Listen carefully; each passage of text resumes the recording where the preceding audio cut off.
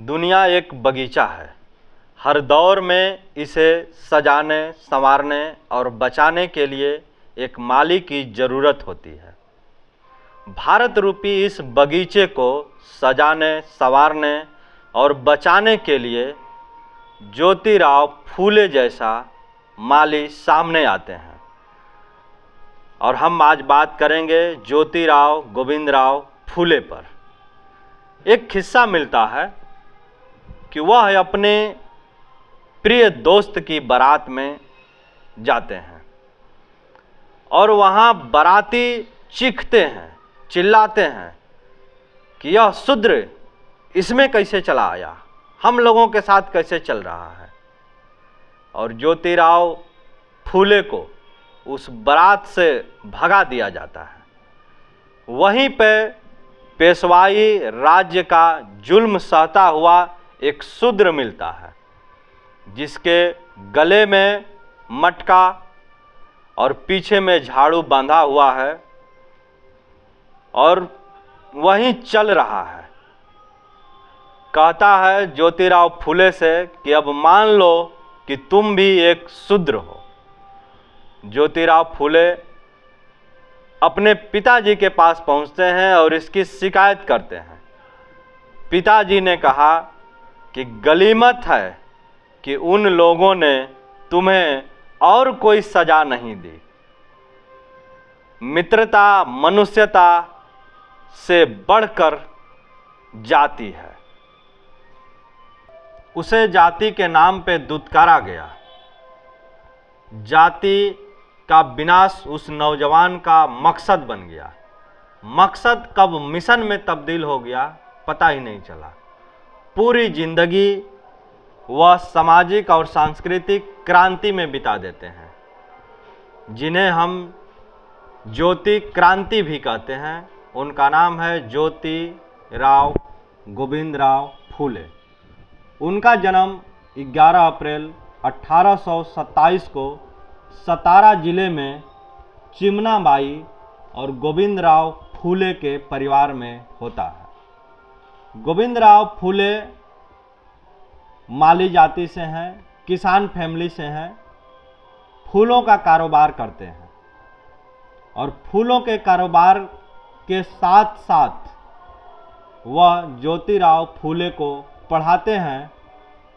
और कुछ दिनों बाद ही उनकी शिकायत वहाँ के ब्राह्मणों ने गोविंदराव से करता है कि यह लड़का जो है धर्म के खिलाफ हम लोगों के साथ पढ़ाई कर रहा है। गोविंदराव फूले जो है ज्योतिराव फूले का स्कूल बंद करवा देते हैं। बंद होने के बाद उनके दो साथी हैं, जिनका नाम मिलता है गफ्फार बेग मुंशी और एक साथी है जिनका नाम है पादरी लिजिट। और इन दोनों ने गोविंदराव फूले को समझाते हैं और ज्योतिराव फूले का फिर से एडमिशन कर दिया जाता है और पढ़ना शुरू कर देते हैं। दुनिया का इतिहास पढ़ते हैं, फ्रांस का इतिहास पढ़ते हैं, अमेरिका का इतिहास पढ़ते हैं और उससे अपने क्रांति लाने की कोशिश करते हैं। सबसे पहले 1848 में अछूतों के लिए विद्यालय खोल देते हैं और वह विद्यालय जो पुणे में खोला जाता है, देखते ही देखते 1852 में वाचनालय खोल देते हैं। इस तरह से देखते ही देखते वह एजुकेशन हब में बदल जाता है। एक किस्सा और मिलता है। ज्योतिराव फूले अहमदाबाद के टूर पर जाते रहते हैं।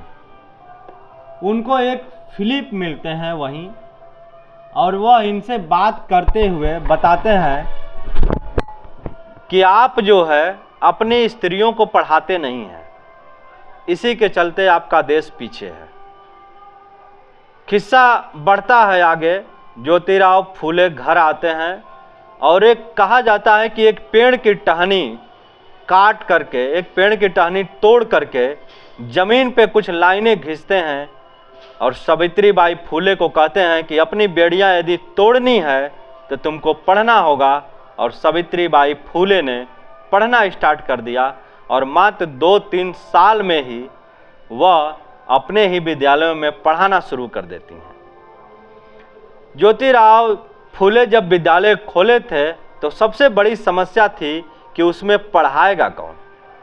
कुछ भले ब्राह्मण उसमें पढ़ाने जाते थे, जिनका विरोध कुछ ब्राह्मणों ने कर दिया और उनको सामाजिक बहिष्कार कर दिया, जिसके चलते वह पढ़ाना छोड़ देते हैं। यह इस तरह से यह आगे बढ़ता है और 1873 में सत्यशोधक समाज की स्थापना करते हैं। वह सत्यशोधक समाज जिसमें पाखंडवाद का विरोध करना था, ब्राह्मणवाद का विरोध करना था, और इस तरह से सत्यशोधक समाज बहुत दिनों तक काम करता है दलितों, पिछड़ों, किसानों, मजदूरों, छूतों, अछूतों के फेवर में। 1849-50 का दौर रहा होगा। 22 साल का फुले ने ब्राह्मणों को दान देने का भी विरोध कर देते हैं और अंग्रेजों से कहते हैं कि इस दान के पैसे को एजुकेशन, शिक्षा पे खर्च किया जाए। किस्सा एक और मिलता है कि ज्योतिराव फुले के पिताजी गोविंदराव फुले का देहांत हो जाता है 1838 में। किसी प्रकार का पाखंडित कार्यक्रम यह नहीं करते हैं, यह तेरही नहीं करते हैं। करते क्या है कि कुछ दिव्यांग को, छूत अछूत को, यह जो है उन लोगों को भरपेट खाना खिलाते हैं और लौटते वक्त एक एक किताब उनको देते हैं। और इस तरह से यह जो है पाखंडवाद का घोर विरोधी रहते हैं। आगे चलने पर एक महात्मा गोविंद रनाडे, जो समाज सुधारक उस समय के थे, ज्योतिराव गोविंदराव अपने पत्र में लिखते हैं कि उनके बहन का पति गुजर गया था और गोविंद रनाडे जो है ज्योतिराव के कहने पर कि उनका शादी कर दिया जाए, तो वह कह रहे थे कि नहीं, शादी नहीं करेंगे। और जब गोविंद रनाडे की खुद की पत्नी गुजर जाती है तो एक 13 साल की बालिका से वह शादी कर लेते हैं।